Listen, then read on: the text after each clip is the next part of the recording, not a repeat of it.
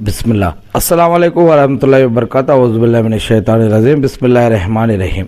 శాపగ్రస్తుడైన సైతాను బారి నుంచి సృష్టికర్త అయిన అల్లాహ్ యొక్క రక్షణని, అల్లాహ్ యొక్క సహాయాన్ని, రక్షణ వేడుకుంటూ ఉన్నాను. ఆమీన్. అల్లాహ్ ప్రవక్త ముహమ్మద్ సల్లల్లాహు అలైహి వసల్లం గారిపైన శాంతి సేవకులు కురిపించడం వల్ల ఆమీన్. ఒకప్పుడు సౌదీ అరేబియాలో మక్కా నగరంలో ఆడకూతురుని అపశకునానికి చిహ్నంగా భావించేవారు. అంగడికి సరుకుగా భావించేవాళ్ళు. ఆడపిల్లల అరాచకాలు వారిపైన జరిగేవి. ఆనాటి దుస్థితి ఎలా ఉండేది అంటే, ఉదాహరణకి ఒక ఎగ్జాంపుల్.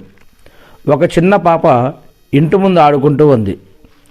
ముద్దులకే మాటలతో అబ్బురుపరుస్తూ ఉంది. అటుగా ఓ వ్యక్తి వచ్చాడు. అతన్ని చూడగానే చిట్టి తల్లి పొంగిపోయింది. నాన్న అంటూ ఆ వ్యక్తిని గాఢంగా కౌగిలించుకుంది. ఆయనేమో కూతురుని ఈసడించుకుంటూ కసురుకుంటూ ఉన్నాడు. బిడ్డను ఎందుకు కన్నావంటూ భార్యను తిట్టడం మొదలుపెట్టాడు. ఇవేవి అర్థం కాని ఆ బుజ్జాయి తన తండ్రి మెడ చుట్టూ చేతులు వేసి ఆడుకోసాగింది. కానీ ఆ తండ్రి హృదయం పాషాణప్రాయమైంది, కఠినమైపోయింది. కూతురుని ఎలాగైనా తొదముట్టించాలి అనుకున్నాడు. ఎత్తుకెళ్ళి ఇసుకలో ఒక గోతిని తవ్వసాగాడు. ఆ క్రమంలో అతడి మీద పడిన దుమ్మును ఆ చిట్టి తల్లి చేతులు దులుపుతూ ఉన్నాయి. తండ్రికి పట్టిన చెమటను ఆ బుజ్జాయి తుడుస్తూ ఉంది. అయినా అతడిలో ఎటువంటి మార్పు రాలేదు. కూతురుని కర్కశంగా గోతులో పాతిపెట్టేశాడు ఆ తండ్రి.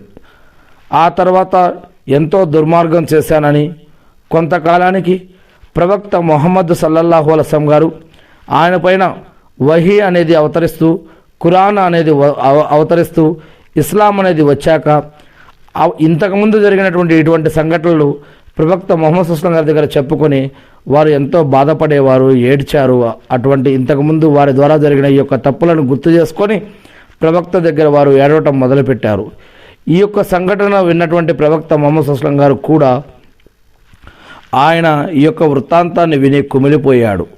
ఆ సంఘటన విన్న ప్రవక్త ముహమ్మద్ సల్లల్లాహు అలైహి వసల్లం గారు కన్నీటి పర్వతం అయ్యారు. ఇలాంటి అరాచకాలను అరికట్టడం, ఆడబిడ్డలను హక్కున చేర్చుకోవాలని ఇస్లాం అప్పుడు చెప్తూ ఉంది. ఆడబిడ్డ పుట్టగానే దైవదూతలు దిగివచ్చి ఆ ఇంట్లో శుభాలు కురిపిస్తారు అని చెబుతూ ఉంది. ఆడకూతురి పోషణ ఆ తండ్రి స్వర్గానికి బాటలు వేస్తుందని తెలియజేసింది. నిజానికి ఆమె పాదాల చెంత స్వర్గం ఉంది అంటారు ప్రవక్త ముహమ్మద్ సల్లల్లాహు అలైహి వసల్లం గారు. ఆ ఆడకూతురు ఒక తల్లిగా అయితే గనక ఆ తల్లి పాదాల వద్ద స్వర్గం ఉంది అని ఈ విధంగా చెప్పడం